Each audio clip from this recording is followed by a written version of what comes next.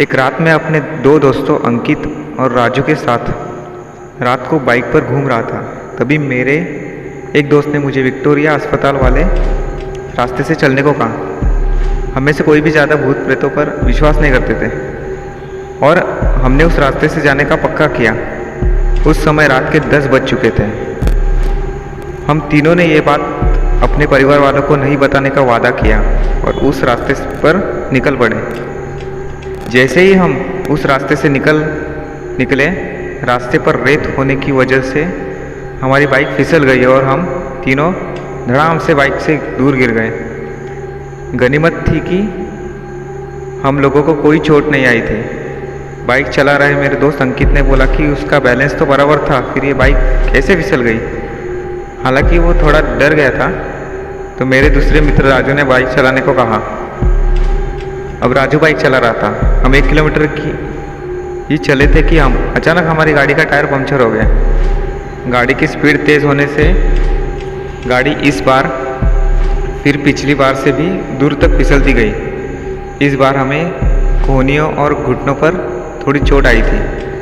अंकित फिर से बोला कि इस जगह में ज़रूर कोई गड़बड़ है, हम लोग वापस उल्टे चलते। लेकिन मैंने और राजू ने उसकी बात नहीं मानी और बाइक उठाकर पैदल चलना शुरू कर दिया।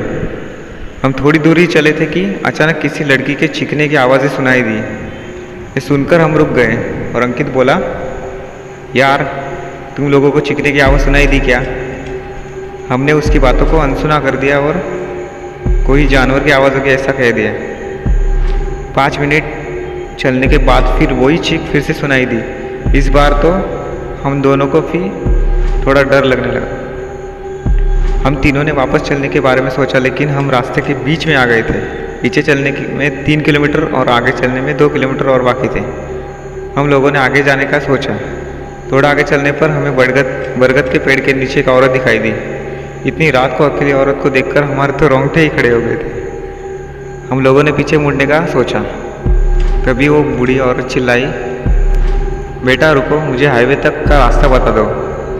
हमने पूछा कि इतनी रात को आप इस रास्ते से कैसे निकल रही हो?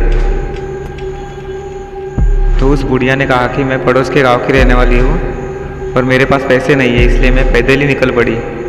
हाईवे के उस पार मेरा गांव है। हमने उस बुढ़िया की बात पर विश्वास कर लिया और आगे निकल पड़े। रास्ते में वो बुढ़िया हमसे सारी बातें पूछने लगी। बुढ़िया हम तीनों के पीछे चल रही थी। हम तीनों दोस्त अब अपनी बात कर रहे थे। तभी राजू बोला कि लो माँ जी, आपका रास्ता आ गया। और वो जैसे ही पीछे मुड़ा तो वह कोई नहीं था। हम तीनों की तो सिट्टी पिट्टी गुल हो गई। हम बाइक को धक्का मारते हुए ज़ोर से भागने लगे। भागते भागते अंकित ठोकर खाकर गिर गया और हमें ज़ोर से चीखें सुनाई दी। हमने भी बाइक को कहीं पटक कर अंकित को साथ लेकर दौड़ने लगे और अस्पताल के पास कब्रिस्तान तक पहुंच गए। ये सब घटित होते 12 बज चुके थे।